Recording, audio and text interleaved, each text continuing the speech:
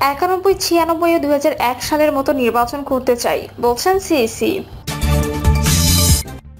চলন্ত বাসে ডাকাতি, শ্লীলতাহানি, লুট করা মোবাইলের বিনিময়ে গাঁজা কেনে ডাকাতরা।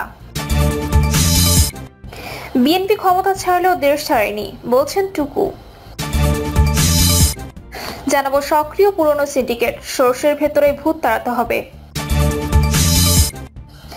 এবং সর্বশেষ জানাবো 31 দফা রাষ্ট্র সংস্কারের অনন্য দলিল বলছেন নজরুল ইসলাম খান।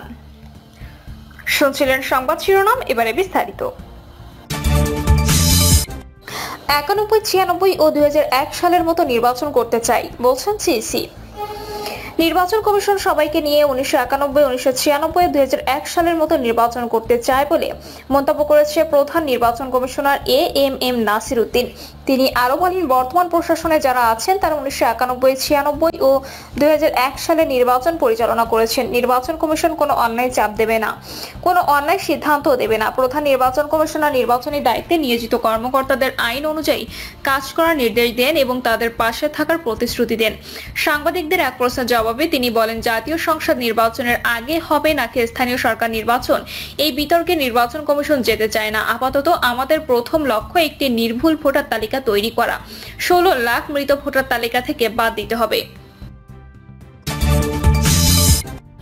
চলন্ত বাসে ডাকাতি, শ্লীলতাহানি, লুট করা মোবাইলের বিনিময়ে গাঁজা কেনে ডাকাতরা।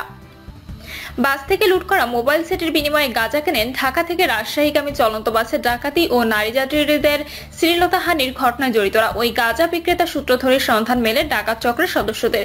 পরে পুলিশ অভিযান চালিয়ে 3 জনকে গ্রেপ্তার করে। মামলা তদন্ত ও আসামিদের গ্রেপ্তারের সঙ্গে সংশ্লিষ্ট পুলিশ কর্মকর্তারা এ তথ্যগুলো জানিয়েছেন। পুলিশ কর্মকর্তারা জানিয়েছেন, ডাকাতির ঘটনায় জড়িত ব্যক্তিরা অতিমাত্রায় মাদকাসক্ত। নেশার টাকা জোগাড় করতে তারা সাভার ও আশুলিয়া এলাকায় ডাকাতি, ছিনতাই ও নানা অপকর্ম করে থাকেন। গত সোমবার মধ্যরাতে ইউনিক রোড রয়্যালসের একটি বাসে ডাকাতির ঘটনা ঘটে। রাত 11টায় ঢাকার গাবতলী থেকে বাসটি ছেড়ে যায়। দিবাগত রাত 12:30টার দিকে অস্ত্রের মুখে জিম্মি করে বাসটি নিয়ন্ত্রণে নেন ডাকাতরা। 3 ঘন্টা ধরে বাসটিকে বিভিন্ন স্থান ঘুরিয়ে যাত্রীদের টাকা পয়সা ও মালামাল লুণ্ঠন করে। এ সময় নারী যাত্রীদের শ্লীলতাহানিও করা হয়। ঘটনা 3 দিন পর গত বৃহস্পতিবার দিবাগত রাতে ওমর আলী নামের এক যাত্রী মির্জাপুর থানায় মামলা করেন। মামলা তদন্তকারী কর্মকর্তা জেলা গোয়েন্দা পুলিশের উপপরিদর্শক মোহাম্মদ আহসানুজ্জামান জানান, তদন্তের দায়িত্ব পাওয়ার পর তিনি তথ্য প্রযুক্তির ব্যবহার করে বুঝতে পারেন ডাকাত দলের সদস্যরা সাভার আশুলিয়া এলাকার। তখন তিনি তার এক সোর্সের মাধ্যমে জানতে পারেন ওই এলাকার নেশাখোর কিছু যুবক বাসেও ডাকাতি, চুরি ও ছিনতাই করে থাকেন। তারা সাভার এলাকার একজন মাদক কারবারির কাছ থেকে নিয়মিত গাঁজা ও হেরোইন কেনেন। গত শুক্রবার বিকেলে সাভারের চন্দ্রা নবীনগর সড়কের একটি পেট্রোল পাম্পের সামনে থেকে ওই মাদক কারবারিকে আটক করা হয়। এসআই মোহাম্মদ আহসানুজ্জামান বলেন, 22 থেকে 23 বছরের ওই মাদক কারবারি পুলিশকে জানান, কিছুদিন আগে একটি মুঠোফোন সেটের বিনিময়ে তার কাছ থেকে শহীদুল সবুজ, শরীফুজ্জামান সহ কয়েকজন গাঁজা নিয়ে গেছেন। তখন ওই মাদক কারবারিকে সঙ্গে নিয়ে পুলিশ শহীদুলদের সন্ধানে বের হয়। বিকেল 5টার দিকে সাভারের গেন্ডা এলাকার অটোমোবাইলের গ্যারেজ থেকে ঘুমন্ত অবস্থায় মোহাম্মদ সবুজ ও শরীফুজ্জামানকে আটক করা হয়। পরে আটক করা হয় ডাকাত দলের আরেক সদস্য শহীদুল ইসলামকে। জিজ্ঞাসাবাদে সবাই ডাকাতির সঙ্গে জড়িত থাকার কথা স্বীকার করেছেন। বিএনপি ক্ষমতা ছাড়লেও দেশ ছাড়েনি বলছেন টুকু। বিএনপির স্থায়ী কমিটির সদস্য সাবেক বিদ্যুৎ প্রতিমন্ত্রী ইকবাল হাসান মাহমুদ টুকু বলেছেন, বিএনপি বারবার ক্ষমতা এসেছে, এই ক্ষমতা ফেলে চলে গেছেও, তবে কখনো দেশ ছেড়ে পালায়নি। আর আওয়ামী লীগ ক্ষমতায় বসে লুটপাট করে আঙুল ফুলে কলা গাছ হয়, এরপর জনগণের ভয়ে দেশ ছেড়ে পালিয়ে যায়। ইকবাল হাসান মাহমুদ টুকু বলেন, আওয়ামী লীগ মানুষকে শুধু গুলি করে হত্যা করেনি, সিরাজগঞ্জের রাস্তার উপর তারা মানুষকে জবাই করে হত্যা করেছে। আজ তারা ইঁদুরের গর্তে ঢুকেছে, তাদের কাউকে ছাড়া হবে না। সিরাজগঞ্জে বিএনপির এমন কোনো নেতাকর্মী নেই যাদের বিরুদ্ধে কোনো মামলা নেই। প্রত্যেক নেতাকর্মীর বিরুদ্ধে কমপক্ষে 15 থেকে 70টির মতো মামলা। তারা আমাদের নেতাকর্মীদের বারবার নির্যাতন করেছে, কিন্তু কোনো নেতাকর্মী কোথাও পালায়নি। বিএনপি ঠিকই ঘুরে দাঁড়িয়েছে। তিনি বলেন, যারা মাটির নিচে লুকিয়ে আছেন তারা সাবধান হয়ে যান। এদেশে ইঁদুরের মতো আর মাথা বের কইরেন না, বের হলে কাউকে ছাড় দেওয়া হবে না। সক্রিয় পুরনো সিন্ডিকেট, সোর্সের ভেতরের ভূত তাড়াতে হবে। বিগত সরকারের পতনের পর দেশের বিভিন্ন খাতে সিন্ডিকেটের দৌরাত্ম্য বন্ধ হবে বলে আশান্বিত ছিলাম আমরা। পরিতাপের বিষয়, তা বন্ধ হওয়া দূরে থাক, বরং সাময়িক আড়ালে থাকার পর আবারও তারা তৎপর হয়ে উঠছে। আওয়ামী লীগ সরকারের আমলে বিদ্যুৎ সেক্টরের বিতর্কিত ও সাবেক প্রতিমন্ত্রী নসরুল হামিদ বিপুল সিন্ডিকেটের সদস্যরা এখনো তৎপর রয়েছে। তারা নানা কৌশলে বর্তমান সরকারের মেয়াদেও কাজ বাগিয়ে নেওয়ার চেষ্টা করছে। অভিযোগ উঠেছে বিপু সিন্ডিকেটের এমন এক সদস্যের কোম্পানিকে 800 কোটি টাকার কাজ দিচ্ছে পল্লী বিদ্যুতায়ন বোর্ড। প্রতিষ্ঠানটির বিরুদ্ধে দরপত্রের নন রেসপন্সিভ সহ বেশ কিছু শর্ত ভঙ্গের অভিযোগ উঠেছে। জানা গেছে বিশ্বব্যাংকের অর্থায়নে প্রকল্পটি বাস্তবায়নের কথা থাকলেও REB খোদ বিশ্বব্যাংকের শর্ত ভঙ্গ করেছে। এমনভাবে প্রকল্পটি ডিজাইন করা হয়েছে যাতে গুরুত্বারোপ বৈদ্যুতিক সরঞ্জামের প্রায় 90% ভারত থেকে আমদানি করতে হয়। 33 KV GIS panel plug in বসানো সিস্টেমের প্রয়োজনীয় শর্তটি বিশেষভাবে তৈরি করা যাতে একটি বিশেষ কোম্পানি কাজটি পায়। এই কারণে বিশ্বের অনেক নামিদামি কোম্পানি দরপত্রে অংশ নিতে পারেনি। এসব করে REB সিন্ডিকেটটির কোম্পানিকে দরপত্রের আর্থিক ও টেকনিক্যাল অংশের দুটিতেই কৌশলে রেসপন্সিভ দেখানো হয়। অভিযোগ আছে বিগত সরকারের সাবেক বিদ্যুৎ ও জ্বালানি প্রতিমন্ত্রীর সাবেক প্রভাবশালী PS সেলিম আবেদের হাত ধরে কোম্পানিটি লাইভ লাইটে আসে। সংশ্লিষ্টরা অসংখ্য অভিযোগ করা সত্ত্বেও কোনো ব্যবস্থা নেওয়া হয়নি।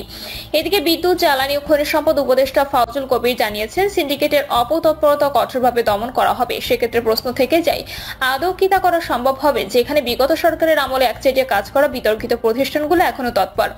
এখনো যে প্রতিষ্ঠান ওজো পাটিকোতে 200 কোটি টাকার একটি প্রকল্পের কার্যাদেশ পাওয়ার অপেক্ষায়। উল্লেখ্য গত 17 বছর গুটি কয়েক কোম্পানি সিন্ডিকেট করে বিদ্যুৎ ও জ্বালানি খাতে একচেটিয়া ব্যবসা করেছে।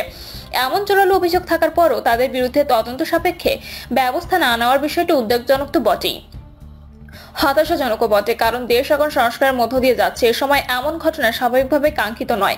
স্বচ্ছ দরপত্র প্রক্রিয়া নিশ্চিতের পাশাপাশি বিগত সরকারের সময় বিদ্যুৎ ও জ্বালানি খাতে কারা সিন্ডিকেট তৈরি করে একচেটিয়া কাজ করছে তাদের যেমন তালিকা করা প্রয়োজন, তেমনি সর্ষের ভেতরের ভূত তাড়াতে জোরালো পদক্ষেপ নেওয়া হচ্ছে কিনা এটাও খতিয়ে দেখা দরকার। কারণ এই নীল নকশার পেছনে কারা সংশ্লিষ্ট ছিল তাদের শনাক্ত করা না গেলে এ ব্যাপারে সুফল মিলবে না বলেই মনে করি আমরা।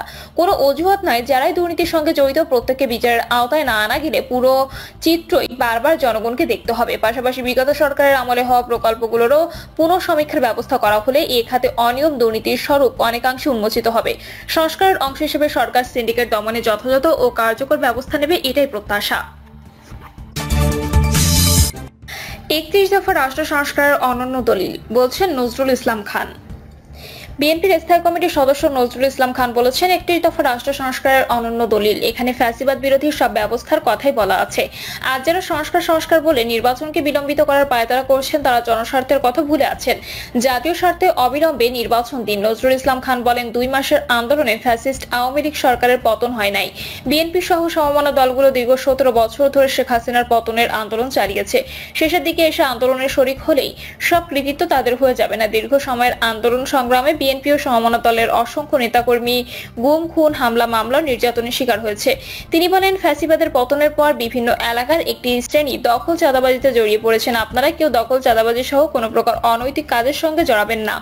দখলবাজি, চাঁদাবাজ, সন্ত্রাসী কার্যক্রমে জড়িতরা বিএনপির কেউ না। সংবর্ধিত অতিথি সদ্য কারামুক্ত বিএনপির vice chairman advocate Abdul Salam Pintu বলেন অসংখ্য মানুষের দোয়া ও মহান আল্লাহর রহমতে ফাঁসির রশি থেকে মুক্তি পেয়েছি। দীর্ঘ 17 বছর আমি কারা নির্যাতন ভোগ করেছি। স্বৈরাচার শেখ হাসিনা সরকার আমাকে 25 দিন রিমান্ডে নিয়ে নির্যাতন চালিয়েছে। প্রিয় দর্শক, এই ছিল এখনকার সর্বশেষ সংবাদ। আপডেট সব সংবাদ পেতে চ্যানেলটি সাবস্ক্রাইব করে বেল আইকনটি ক্লিক করে রাখুন।